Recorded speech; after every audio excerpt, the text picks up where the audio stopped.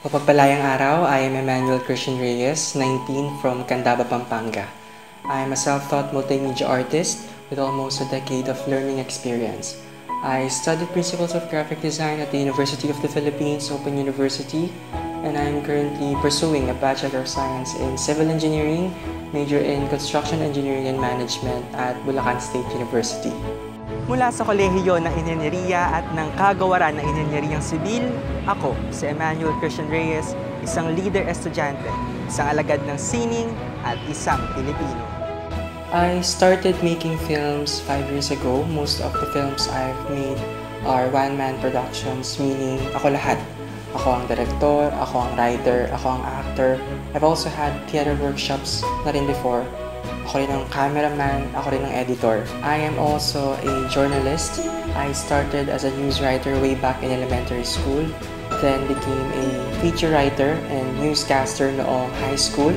Now, I am glad to be part of the Engineers publication, the official student publication of Bulsu College of Engineering, as a layout artist. Noong July, I started writing my first book entitled Pilosopo Kang Bata Ka.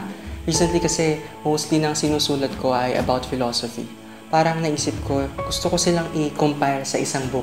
Tapos, maipublish ko siya ngayong last year ko na bilang teenager. As for music, it's no surprise that I'm a fan of COJ. You can probably tell by my hair, which is inspired by Gian Bernardino. Hindi titigil hanggang ako na ang dahilan ng iyong ngiting misteryoso. My favorite would be Sagada.